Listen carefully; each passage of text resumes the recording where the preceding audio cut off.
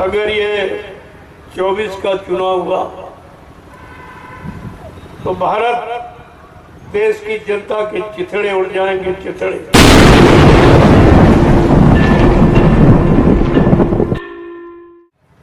अभी तो कहा जा रहा पछताना पड़ेगा, अब आज से कह रहा हूं आपको रोना पड़ेगा।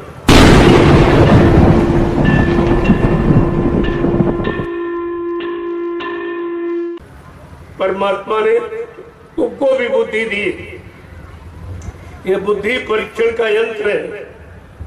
इससे अच्छे बुरे पाप पुण्य शुभ अशुभ की पहचान की जाती है, माँ बहन बेटी बहू की पहचान की जाती है।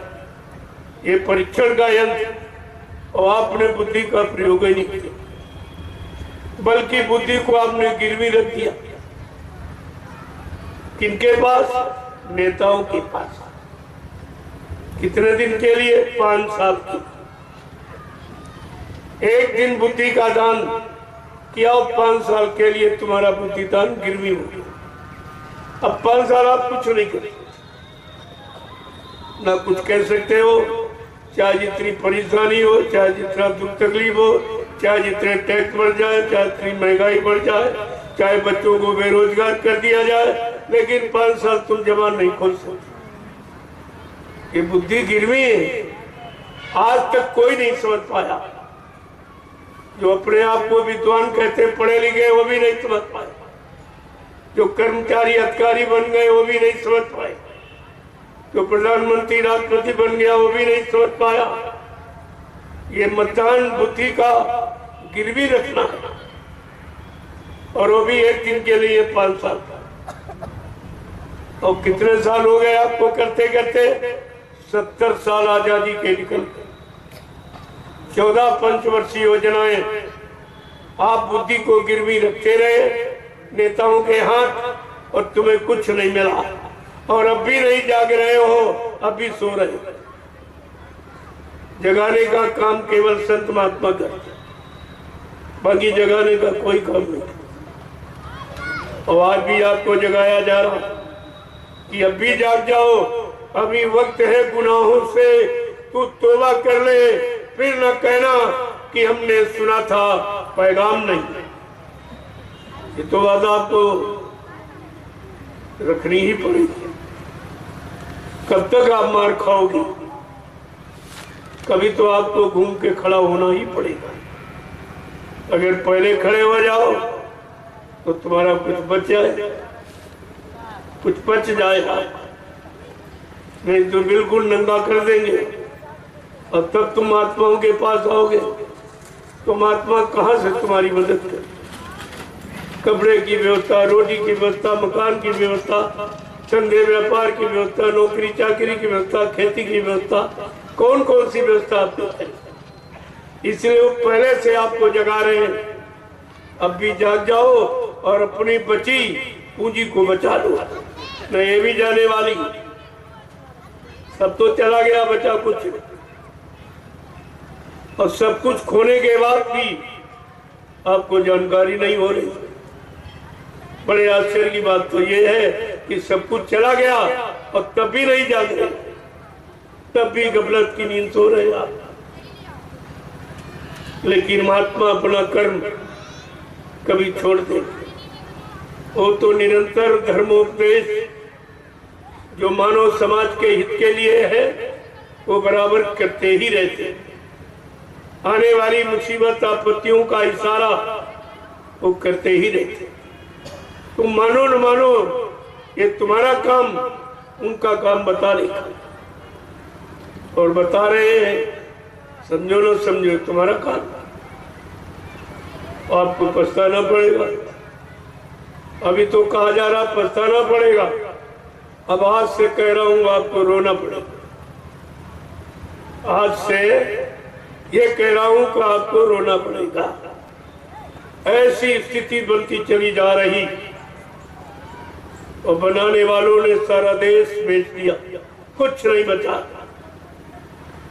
इस भारत देश में कुछ बचा ही नहीं। ऐसा राजा कभी नहीं आया।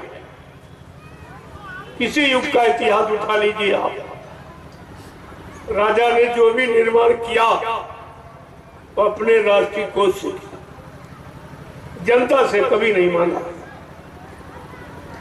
और आज का राजा सब जनता से मांग रहा